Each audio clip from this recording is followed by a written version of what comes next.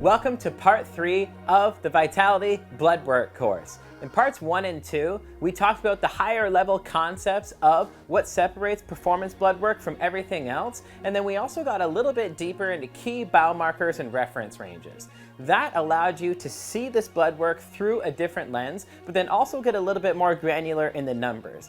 The numbers are incredibly important, but what's exciting about this point moving forward is the real life applicability of what we're going to be discussing. What foods should you eat based on your biomarkers? How are the foods you're eating now impacting your biomarkers? Because that is a relationship that goes back and forth. And there's great news here that nutrition's impact on the body has been researched extensively. And that's why there's so much content out there, so many different opinions out there, because it's all been heavily researched. Different types of fasting methods, high carb, low carb, high fat, low fat, variations in protein intake, variations in hydration status. These things and how they impact the body have a lot of research on them. So you're able to actually extrapolate a lot of different great insights and tools to optimize your health through a lot of different lenses. For example, there's something known as the inflammation index that you can weigh for the entire diet as a whole.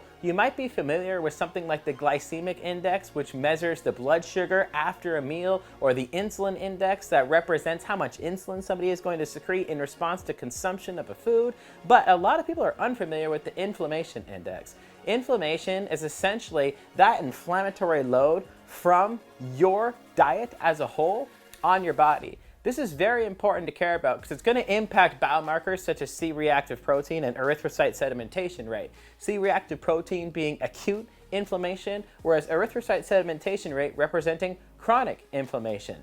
These things have been connected to many different performance outcomes, but also different health outcomes. For example, if you have inflammation in the body, this has been demonstrated to impact your recovery from exercise, but also impact brain performance and brain fatigue.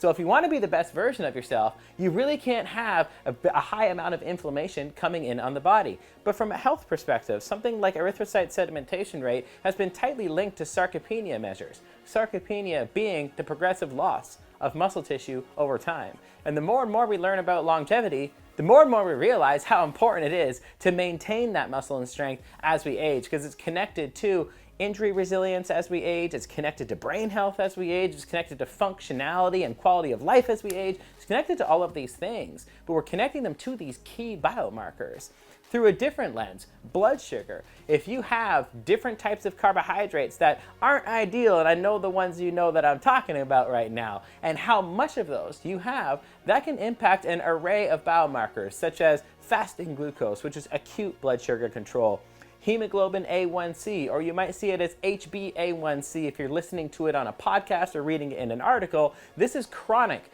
blood glucose control over the past 3 to 4 months. Then there is also hormones such as C-peptide and insulin that are indicators of blood sugar control as well. How you structure your diet is going to impact these biomarkers. And this is something that is very important to care about because it's very relevant to your daily energy.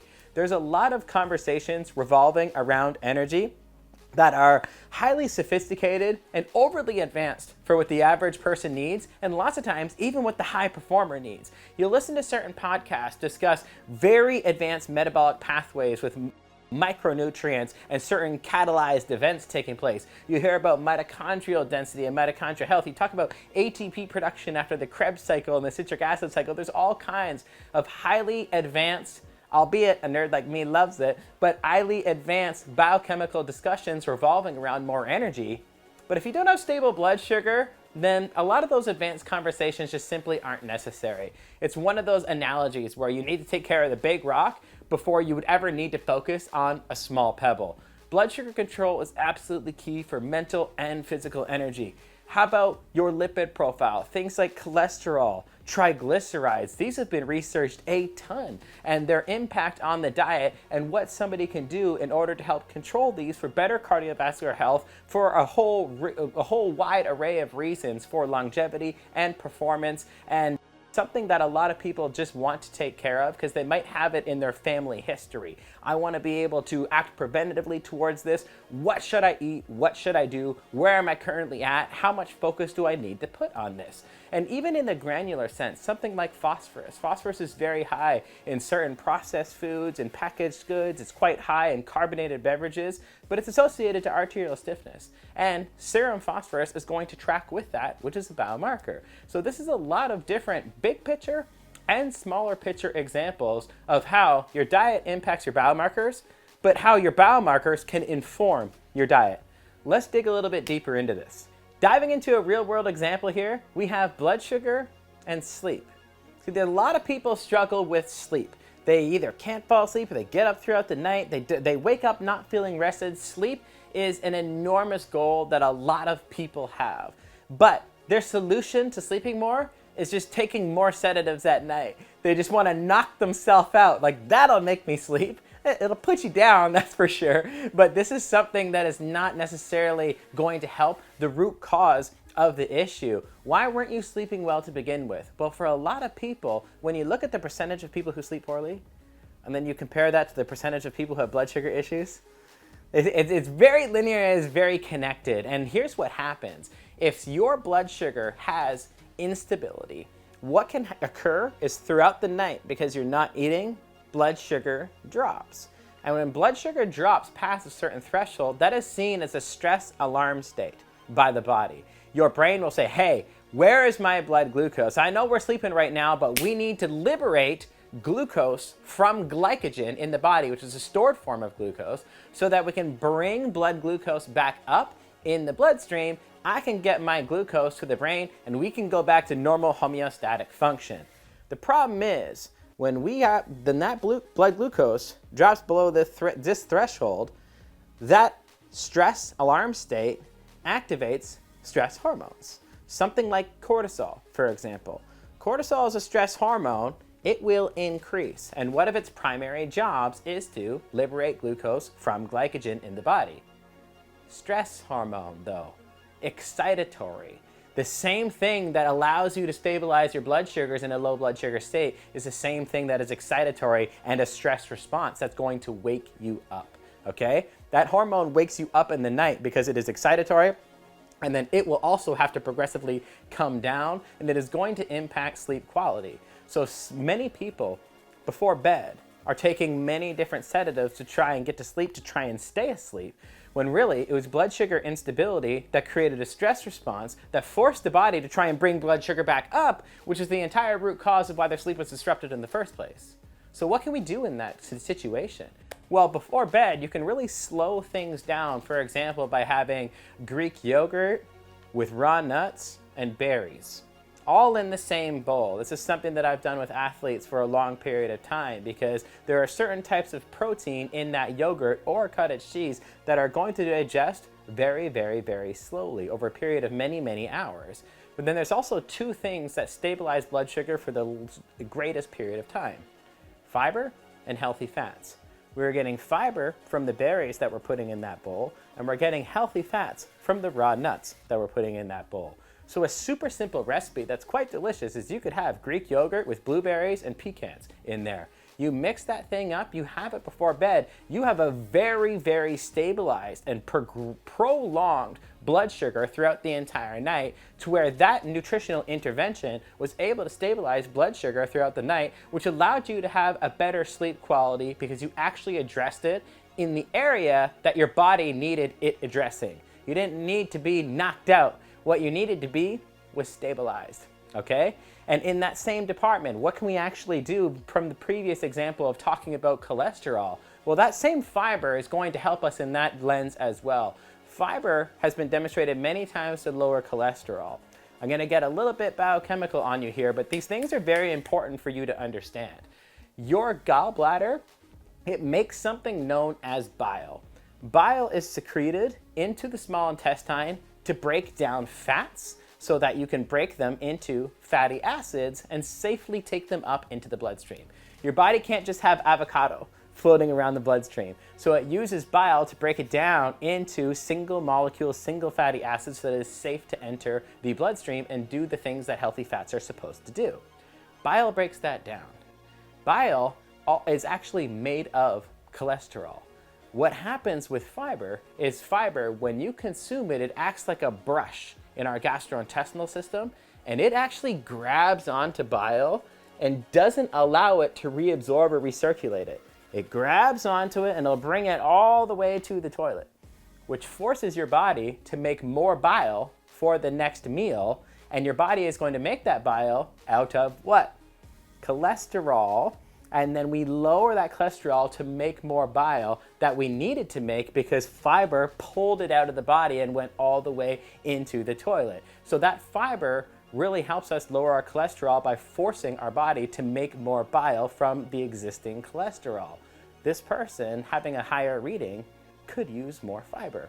What area can we use more fiber? These are the nutritional interventions that stretch system-wide, and there are many examples for every single biomarker. And any biomarker that you flag for is going to have a nutritional intervention for you to be a better version of yourself. How about in the world of choosing the correct supplements for you? This is a giant question mark for a lot of people, but why don't we just stay in the same lane of conversation?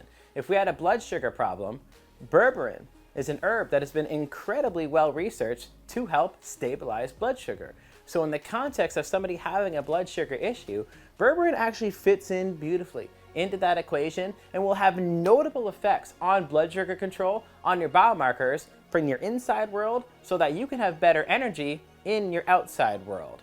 How about for the department of fiber? Well, psyllium husk. Psyllium husk is very, very popular. It's been used for many, many years as a fiber supplement for the purpose of relieving constipation for many people, but it's also fantastic at improving lipid profiles as well. Or what about the other biomarkers associated to hydration, right? Nutritional intervention is not just limited to supplements and food. We could have had things flagged such as albumin, sodium, hematocrit, very important acute and chronic dehydration markers that could inform that we need to drink more water per day in the nutrition world. Or in the supplement world, maybe we could have a lot of benefit from having an electrolyte supplement. See, when it comes to nutrition, when it comes to supplements, when it comes to blood work, I want you to think about it like shotgun versus sniper rifle. If I was a coach and I had no information on you, I would take a shotgun approach of boom, and I would hope that one of my dietary strategies or supplements helped improve something. But when I get your blood work on you, that turns from a shotgun spray into a sniper rifle. And I'm able to do these exact nutrition and supplement strategies for your exact biomarker to get an exact result. That is precision. That is maximum ROI per unit of time, money, and energy invested into your pursuit of vitality. To bring this lesson in for a landing here, I want you to understand that every single biomarker is actionable.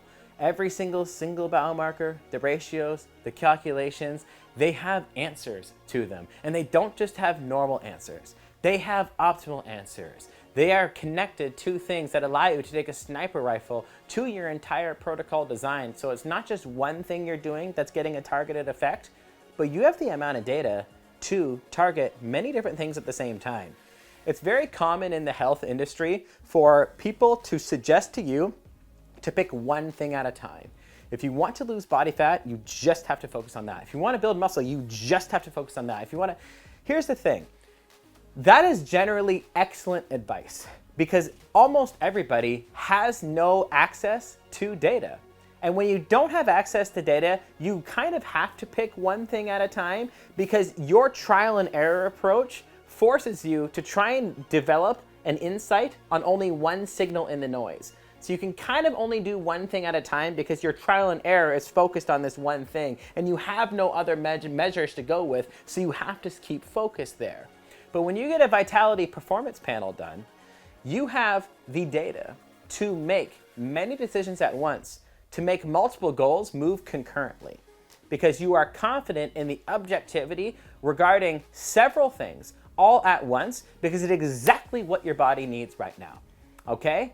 Everything is actionable, nutritionally and supplementally, and I can't wait for you to open this world up and really see all the things that you can do and apply based on every biomarker that you're going to have done.